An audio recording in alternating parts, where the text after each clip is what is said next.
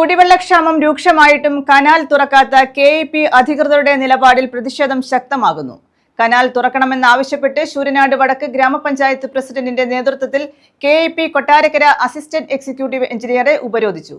Canal വഴി വെള്ളമെത്താത്തതിനാൽ കിണറുകൾ വറ്റിയതോടെ വടക്കൻ മേഖലയിൽ ജലക്ഷാമം രൂക്ഷമാണ്. കുടിവെള്ളക്ഷാമം രൂക്ഷമായിട്ടും കനാൽ തുറക്കാത്ത കെഇപി നിലപാടിനെ തുടർന്നാണ് ശൂരനാട് വടക്ക് പ്രതിഷേധം ശക്തമാകുന്നത്. കനാൽ വഴി വെള്ളമെത്താത്തതിനാൽ കിണറുകൾ വറ്റിയതോടെ വടക്കൻ മേഖലയിൽ ജലക്ഷാമം രൂക്ഷമാണ്. വേനൽക്കാലത്ത് കനാൽ ജലമാണ് കിണറുകളിൽ ഉറവകൾ രൂപപ്പെടുത്തുന്നത്. ചൂട് വർദ്ധിച്ചതോടെ ജലാശയങ്ങളും വരണ്ടു. അഴകിയകാവ് പമ്പ് ഹൗസ് പ്രവർത്തനം നിലച്ചതും ജലക്ഷാമം രൂക്ഷമാക്കി. ടാങ്കർ വഴി വീടുകളിൽ കുടിവെള്ളം എത്തിച്ചിട്ടും പ്രതിസന്ധിക്ക് പരിഹാരമാകുന്നില്ല.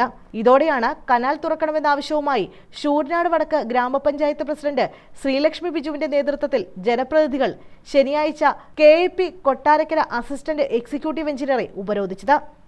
ദിവസങ്ങൾക്ക് മുമ്പ് കരുനാഗപ്പള്ളി കെഇപി ഓഫീസിലുമെത്തി പ്രതിഷേധിച്ചിരുന്നു. എന്നിട്ടും കെഇപി ഉദ്യോഗസ്ഥർ ശൂരനാട്ടുകാരെ അവഗണിക്കുന്ന സമീപനമാണ് തുടരുന്നത്. ഒടുവിൽ ശൂരനാട് വടക്ക് പ്രദേശങ്ങളിൽ കനാൽ ജലം എത്തിക്കാമെന്ന് അസിസ്റ്റന്റ് എക്സിക്യൂട്ടീവ് എഞ്ചിനീയർ ഉറപ്പു നൽകിയതോടെയാണ് സമരം അവസാനിപ്പിച്ചത്. പഞ്ചായത്ത് അംഗങ്ങളായ സുബൈർ, ശ്രീകുമാർ, ഷീജ ഷാജി, ഗ്രീഷ്മ, ജെസി എന്നിവരും പ്രതിഷേധത്തിൽ പങ്കെടുത്തു.